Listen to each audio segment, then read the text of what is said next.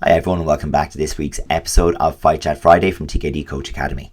This week is part 2 of a section where we're building our ITF Taekwondo Frankenstein. We're looking at the very best characteristics and traits that would go into an ITF fighter and picking from the very best fighters that we could think of that exhibited these traits to put together our very own Frankenstein's monster. So if that sounds like something fun to do, stay with us for this one.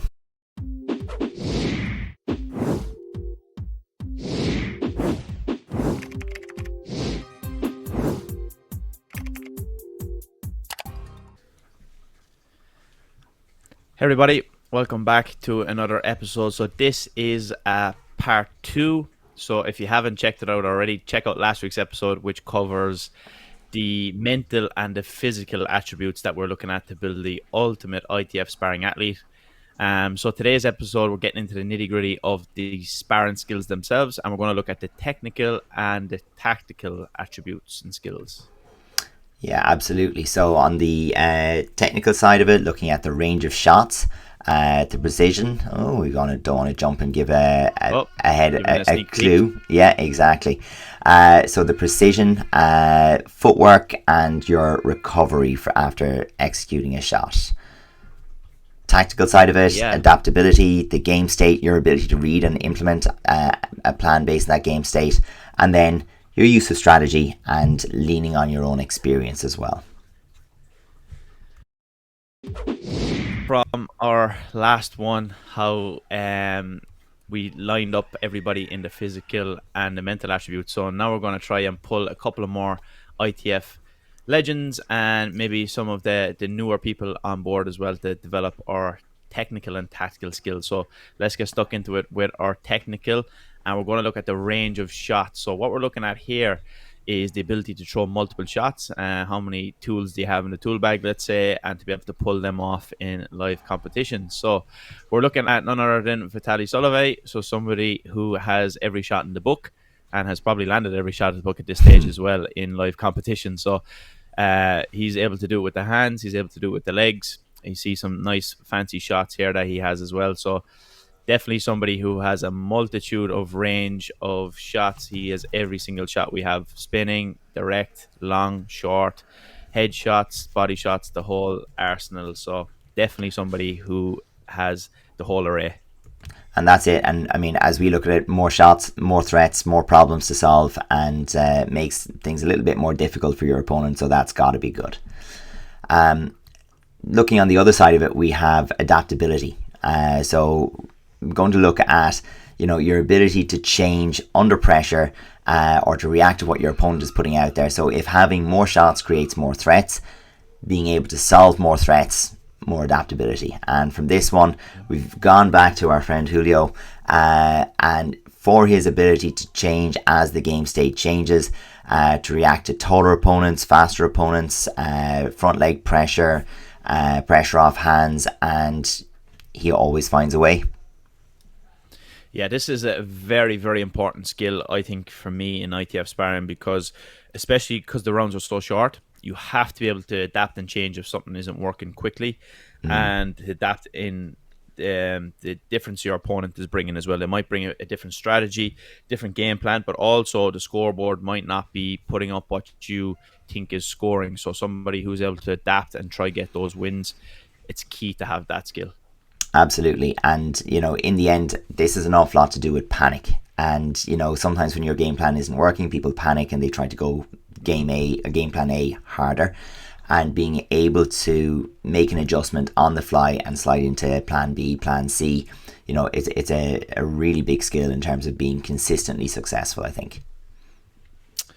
Yeah, so we're flicking back over to the technical side. So we're looking at precision. Let's have a look at how that looks in practice. All right, so for precision, I went for Carl Van Roon from New Zealand, somebody who's able to pick a shot off a pinpoint accuracy. So you can see from plenty of his videos down through the years, he's able to be quite precise in his shots and very much a counter style, which makes that even more impressive as well if he can pull it off. So he's very, very precise with his technical ability and able to get really, really accurate with his shots. Put them right on the pinpoint where the referees can see them quite visibly, which usually results in very clear scores popping up onto the scoreboard. So very important skill to have, and being able to put them shots right on the button. Yeah, definitely. And as you said, he always looks very considered. You know, the shot didn't come as a reaction. The shot came because the shot was lined up and planned. And as you said, very, very, very few big swinging misses or anything like that from Carl over the years. So I think a fine example of precision there as well. My next one was on the game state. So this is really looking at your ability to read the scoreboard and the state of play and make adjustments based on that to kind of, you know, in some ways punish your opponent for, you know, if the game state is in your favor, or to recognize that you need to change things if the game state is working against you.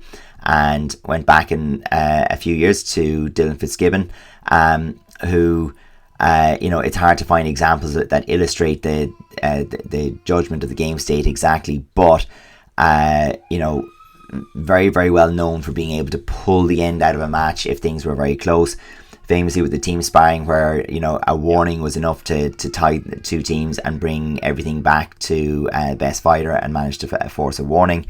But finding the shot that'll crack an opponent open, or even just being super patient with the side kick in order to eventually build a lead, being very, very conscious of the warnings and fouls and where they played into it, you know, definitely, I think, at his time, ahead of his time for reading the scoreboard. Yeah, absolutely. I think that for somebody who was able to put out a result, he's definitely somebody who comes to mind. He was able to get that result no matter what, whether it was an ugly win sometimes, whether he was able to do it nice and flashy. He was always able to pull out a result out of the bag when it was squeaky bum time, and when you needed to get that result and pull it out of the bag with the clock running down, he was the guy to be able to do it. So yeah, definitely a good shout.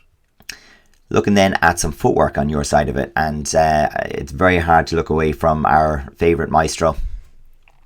Yeah, we've played this clip so many times on Fight Chat Friday. It's Miloš from Poland.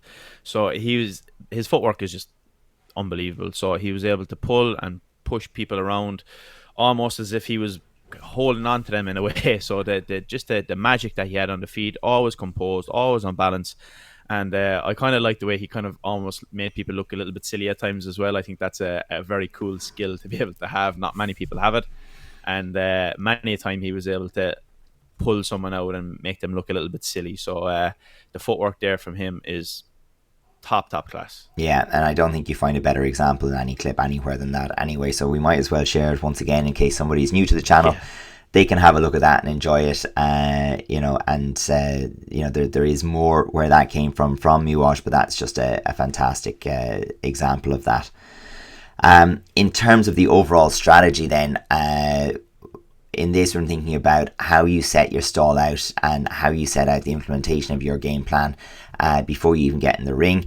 And for me, undisputed queen on this front is Katja Solovay. And really what this comes down to is having a plan and forcing your opponent, you know, into difficulty, trying to deal with your plan. So basically having it won before you get into the ring. Yeah, like we could have picked Katja for so many of these topics that we had, but yeah, I think you picked a great one there. She's well able to pull that off and to be able to bring that part of her game to the forefront. And again, you just mentioned somebody ahead of their time. I think Katja as well was head and shoulders above most people that she ever came up against, and very much brought the professionalism to especially the female side of the game a little bit before other people. So yeah, incredibly talented and hardworking athlete. Absolutely. And then back onto your side, we're looking at recovery. So do you want to talk a bit about what we were going for there?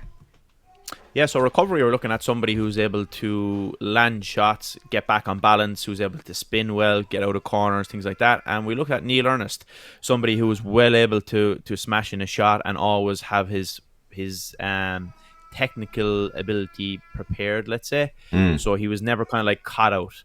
So he was always, it's very similar to Caravan Rune in that respect, I think.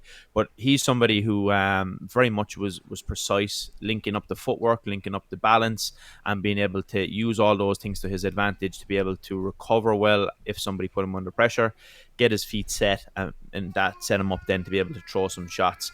Very, very tough skill, and it doesn't come off 100% of the time, but definitely an important one to have, because if you don't have that recovery, somebody will be able to pick you off on the second, third, and fourth shot. Yeah, definitely. It's just giving you those opportunities to build and maximize your scores as well. I quite like that one, and Neil, I think, is a really good shout for that. The last one kind of wraps it up for me, which is that, you know, if you've done all of these things, you end up with something that we call experience. Experience isn't much use to you in the short term. You have to kind of, build it up and learn to lean on it over time. But I think someone who did that exceptionally well is Julia Cross. And I think the whole thing with experience is you see it in the moments where somebody probably shouldn't win the fight, and they somehow find a way. They push it just the right time. They draw the person into a mistake. They get that little bit of an advantage, and then, you know, their experience, their prior knowledge kind of helps them stay ahead. Sometimes it's even just they have the name, they have the persona, they have they've half won the match by the time they get into the ring. Yeah, there's a couple of those people out there for sure. But yeah, I think that's a great example. Somebody, again, who's come through multiple eras in terms of being around in the early days, winning titles, and then even decades later, let's say. So that experience is very obvious and very important. Sometimes we take it for granted, but I think especially now in the modern ITF game, there's a lot of younger seniors where there's not that many people as experienced as we used to have before. So definitely very, very important part. And that completes our ultimate ITF sparring athlete. So we've covered the mental, the physical, the technical, and the tactical. And I have to say, if you put this person together from what we've made up, I would be very confident there wouldn't be anybody that would be pulling any wins from them. It's an incredible array of skills and talent that we have on display there. Yeah, you really just, even simple combinations of them, you know, if you can pick out little things like that, like, you know, where someone who moves like Miłosz but kicks like Vasil, or, you know, you pick those kind of things out of it, and even simple combinations would be, you know, an incredible thing to see.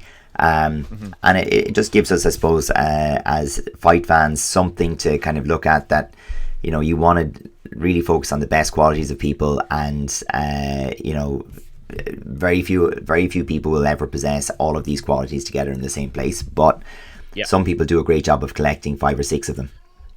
Yeah, but the thing is that the best in the world are always the best at something. Yes. So there's never going to be somebody who's elite and above everybody else that doesn't have that at least one thing that they're head and shoulders above everybody else. So that's an important lesson as well for this. If there's something that you're quite good at, let's double down on that and try to get even better while bringing up all the other skills and characteristics at the same time. Don't just forget about your strength. Try to maximize that to the utmost and really double down on it. 100%. Yeah, that's the kind of Pareto principle, the 80-20 rule, and, you know, the effort that you put in on the things you're good at is going to pay dividend faster than the effort you put in, you know, fixing the small holes and, you know, and addressing your weak areas. So while you can't leave glaring weaknesses that are going to pull you down, a lot of your time should be focused into making yourself really good at what you're already really good at. You're going to get a return there. Yes, absolutely. So this was a fun 2-parter. Yeah. So anybody who wants to get involved and have your say, definitely let us know in the comments. It was fun for us, a bit of a infotainment 2 episodes that we had there, so something different. And if you have suggestions on something similar, let us know and we'll cover that as well. And if not, we'll catch you in the next one. Yeah, absolutely. For our members this week, by the way, we have a little bit of a chat. Today we're going to be looking at the black belt, as in getting your black belt, what the black belt means, and what happens in different countries around the achievement of the black belt and what it might mean from one place to the next. So we'll have a little bit of a look at that, and hopefully that'll generate some discussion on its own. But as you said, if there's anything people want to hit us up with, please, the comments or on any of the social media. But otherwise, we'll see you next Friday. See you in the next episode.